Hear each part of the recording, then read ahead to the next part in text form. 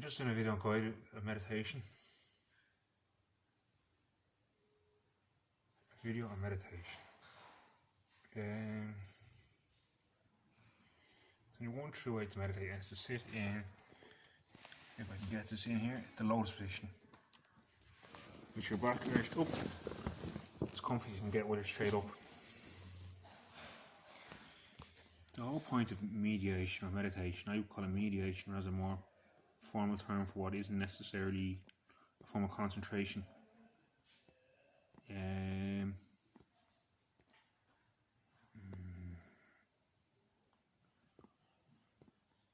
When we feel lost in life, we want to find composure.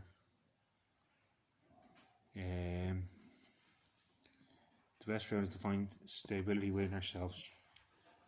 Reverse, but I don't know his exact words, but impermanence brings us to a place where we're realizing that things are not always going. When we reach a state of permanence, which is what we can often find in meditation as well, it means there's something consistently here and it doesn't go away. That's ourselves. It's the greater instinct. It's the deep down sensation, the deep down feeling, the route, if you will.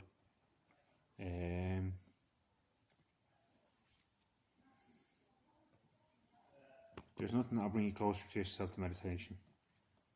People will trigger it off, people will activate it in a way, bring it around.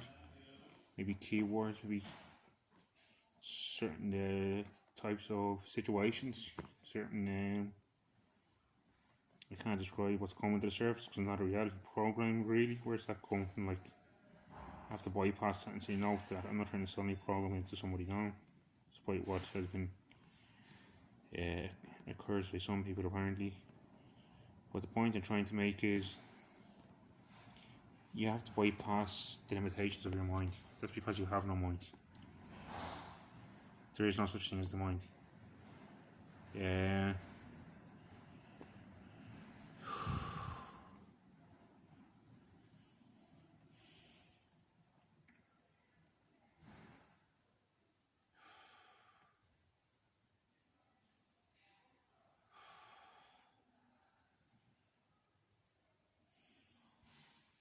I'm hearing noise, I'm hearing a hissing sound like some fuzz, and I'm also hearing jibber jabber like chat, and also hearing doors bang loudly, which is alongside the cluttery noise. This can all lead to kind of deterioration when you don't know what it is. It's one of the most apt forms of meditation is to garner understanding, to look outwardly from a composed place, and really trying to find yourself, not yourself, the true self or the false self or the ego, nothing like that. It's almost to find selflessness, to vacate everything and find that the back door, the back room, so to speak, of the lounge, because there is one, but you can't describe it or define it because it is infinite. It is the infinitesimal state, but it's also the infinite state.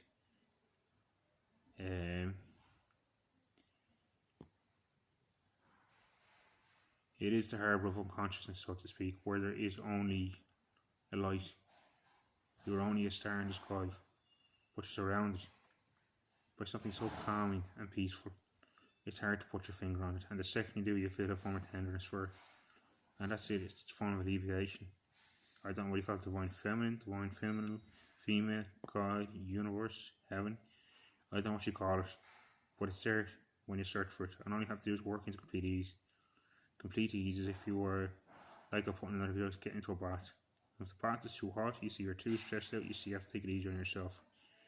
If the bath is too cold, it means you might fall asleep, probably too sluggish, or not sitting correctly. Would you find that right place? I won't call it room because it's ceaseless. When you find the right place inside, you can glide off to anywhere. That means you can fall asleep, you can go for work, you can go and do the dishes, you can make a cup of tea, you can do anything. In the state you've procured, basically, which is when you sit for half an hour, and you do nothing at all, and you let things pass. And you can watch things pass, you don't have to watch things pass, you don't need to. You just have to let things be, basically, and work into a complete state of molded inside put, where you're molded into whatever grift you're in. If you're in a staunch or what is known as a stressful situation, that would be the main point of meditation anyway, to alleviate stress. It can be done any time, for any will. I often do it at night time to get asleep because I can't rest, and often difficult situations can lead to you can't really meditate. You can't meditate in a train or a bus that easy, but you can put your head down alright.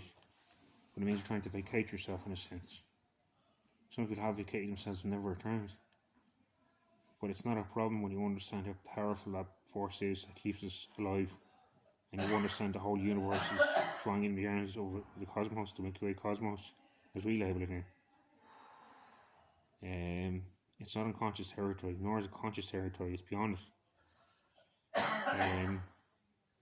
It's just a matter of realising that for oneself.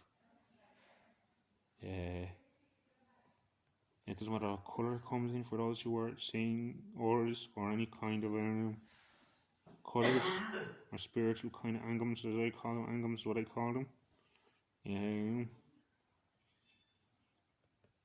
But the point is, when you find your solace, you learn to deal with energies more. You learn to deal with your stress, your anxiety, your ups and downs, which everyone is susceptible to. Everyone is susceptible to.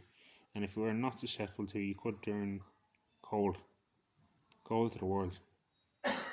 You know, you mightn't have that charm about you. And basically you have to find the warmth inside as well. That's another thing you can't find, is warmth inside. When you just search for it, basically. Search for it. But this will be putting precognition into it. Not precognition, but intent behind it. Intent is what I'm looking for. There should be no intent behind meditation, despite it being in a practical format or word. There should be no intent behind it as far as I'm concerned. It should be complete ease, upright, upfrontness, and you ease into it. Usually as you fall asleep, if you don't fall asleep, you're very lucky. I can't talk about the other points. They're the barriers that you meet. That's for each person to go up against you.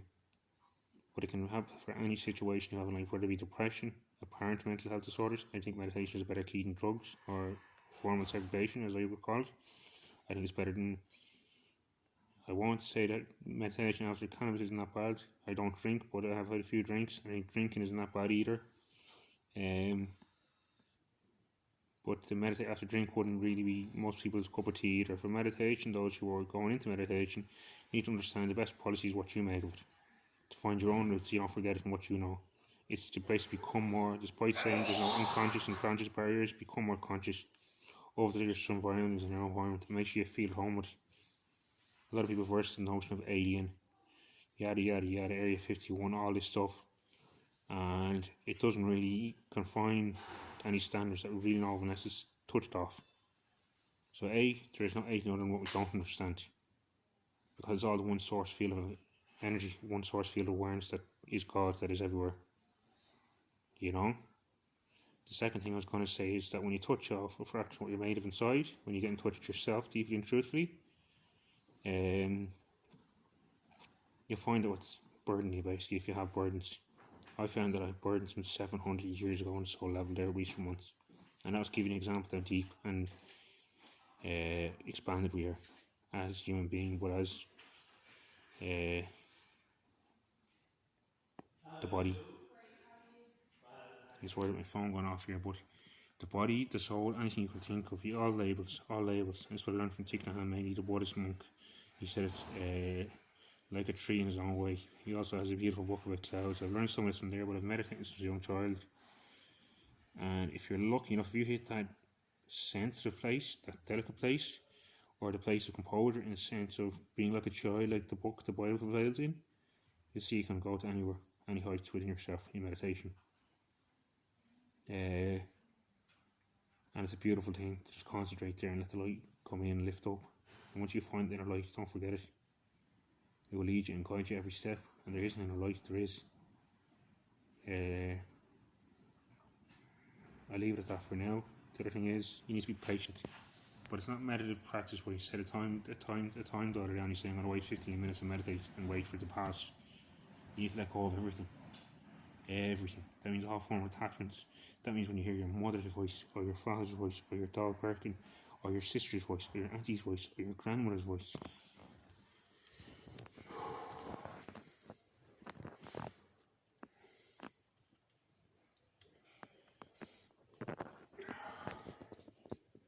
You have to prioritize yourself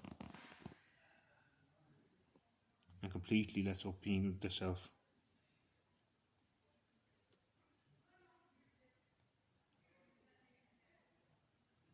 And once again, that's labeling. So that's something you have to conceive of, an ocean. You don't have to hold on to it, but you can see where it brings you. But often you can just let it go.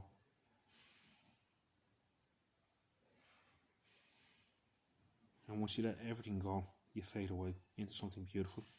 You find yourself, but you find something even deeper than that. Some people find what they call God. And I have to admit, more my emotional formality, but formality brings me there more than meditation does. Meditation is purely for consolency towards this life and towards the pain that you perceive or feel, even if it's not your own, but even if it is your own. And also, no, I'm going blank now. That's me out. I'm gonna tap it out there when I sit. Do you have in there? Thank you.